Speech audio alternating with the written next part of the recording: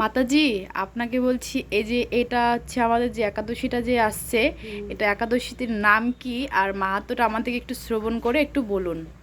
আচ্ছা, এক পৃষ্ঠার না। মাসের শুক্লপক্ষের এই নির্জলা একাদশী ব্রত সম্পর্কে ব্রহ্ম বৈতরণ পুরাণে শ্রী ভীমসেন ব্যাস সংবাদে বর্ণিত হয়েছে। মহারাজ যুধিষ্ঠির বললেন, হে জনার্দন, আমি অপরা একাদশীর সমস্ত মাহাত্ম্য শ্রবণ করলাম। এখন জ্যৈষ্ঠ শুক্লপক্ষের একাদশীর নাম ও মাহাত্ম্য কৃপাপূর্বক আমাকে আমার কাছে বর্ণনা করুন।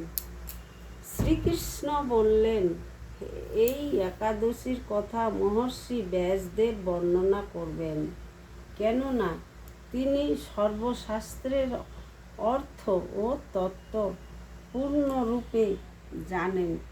রাজা যুধিষ্ঠির ব্যাসদেবকে বললেন, হে মহর্ষি দ্বৈপায়ন, আমি মানুষের অলৌকিক ধর্ম এবং জ্ঞানকাণ্ডের বিষয়ে অনেক শ্রবণ করেছি। আপনি যথাযথভাবে ভক্তির বিষয়িনী কিছু ধর্মকথা এখন আমায় বর্ণনা করুন। শ্রী ব্যাসদেব বললেন, হে মহারাজ, তুমি যেসব ধর্মকথা শুনেছ, এই কলিযুগের মানুষের পক্ষে সে সমস্ত পালন করা অত্যন্ত কঠিন। যাহা সুখে সামান্য খরচে অল্প কষ্টে সম্পাদন করা যায়, অথচ মহাফল প্রদান করে এবং সমস্ত শাস্ত্রের সারস্বরূপ, সেই ধর্মই কলিযুগে মানুষের পক্ষে করা শ্রেয়। এই ধর্মকথাই এখন আপনার কাছে বলেছি। উভয় পক্ষের একাদশী দিনে ভোজন না করে উপবাস ব্রত করবে। দ্বাদশী দিনে স্নান করে শুচিশুদ্ধ হয়ে নিত্যকৃত্য সমাপনের পর শ্রীকৃষ্ণের অর্চন করবে। এরপর ব্রাহ্মণদেরকে প্রসাদ ভোজন করাবে। অশৌচাদিতেও এই ব্রত কখনো ত্যাগ করবে না। যে সকল ব্যক্তি স্বর্গে যেতে চায়, তাদের সারা জীবন এই ব্রত পালন করা উচিত। পাপ কর্মে রত ও ধর্মহীন ব্যক্তিরাও যদি এই একাদশী দিনে ভোজন না করে, তবে তারা যম যাতনা থেকে রক্ষা পায়।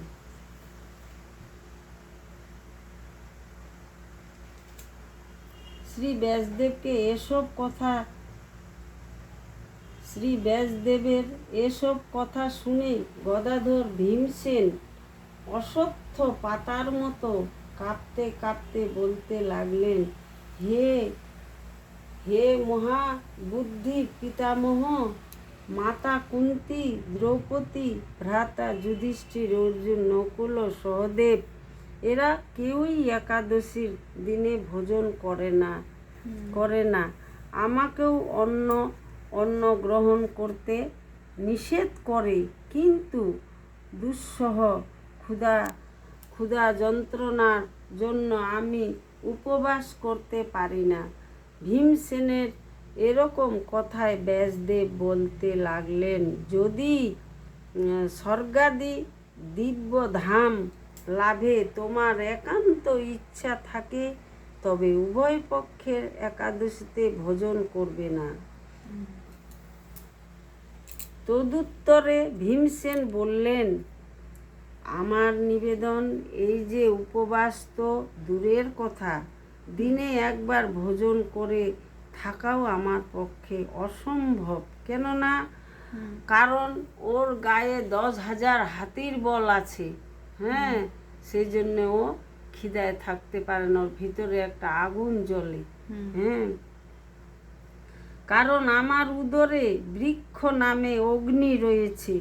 ভোজন না করলে কিছুতেই সে শান্ত হয় না। তাই প্রতিটি একাদশী পালনে আমি একেবারেই হে মহর্ষি, বছরে একটি মাত্র একাদশী পালন করে যাতে আমি দিব্যধাম লাভ করতে পারি, এরকম কোনো একাদশীর কথা আমাকে নিশ্চয় করে বলুন।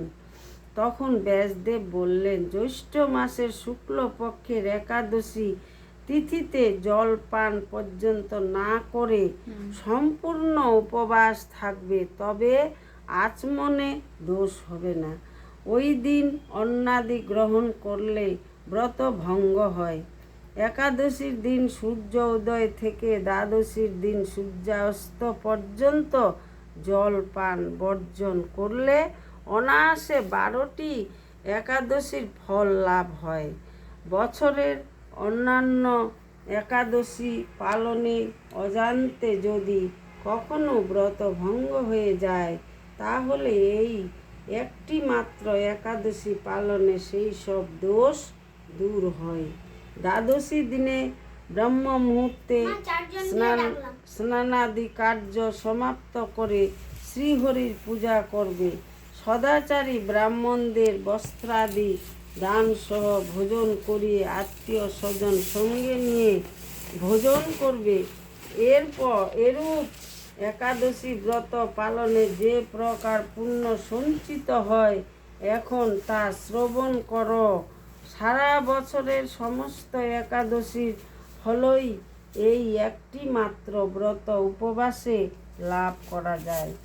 শঙ্খ চক্র গদা পদ্মধারী ভগবান শ্রীকৃষ্ণ আমাকে বলেছেন, বৈদিক ও অলৌকিক সমস্ত ধর্ম পরিত্যাগ করে যারা একমাত্র আমার শরণাপন্ন হয়ে এই নির্জলা একাদশী ব্রত পালন করে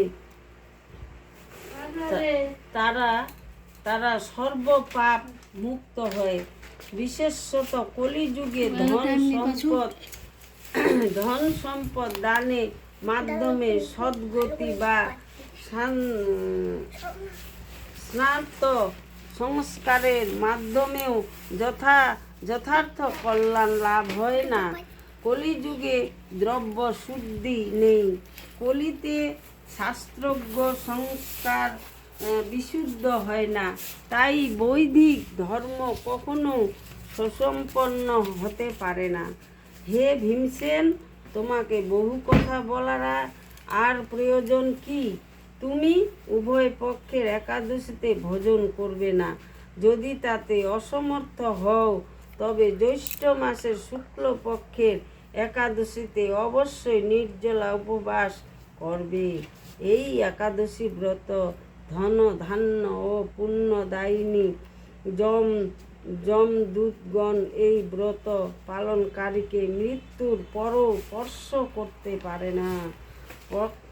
পক্ষান্তরে বিষ্ণুদূতগণ তাকে বিষ্ণুলোকে নিয়ে যান। শ্রী ভীমসেন ওই দিন থেকে নির্জলা একাদশী পালন করতে থাকায় এই একাদশী পাণ্ডবা নির্জলা বা ভীমসেনী একাদশী নামে প্রসিদ্ধ হয়েছে। এই নির্জলা একাদশীতে পবিত্র তীর্থে স্নান, দান, জল, জপ, কীর্তন ইত্যাদি যা কিছু মানুষ করে তা অক্ষয় হয়ে যায়। যে ব্যক্তি ভক্তি সহকারে এই একাদশী মাহাত্ম্য পাঠ বা শ্রবণ করেন, তিনি বৈকুণ্ঠ ধাম প্রাপ্ত হন। ভগবান অনেক ধন্যবাদ আপনাকে মাতাজি। কি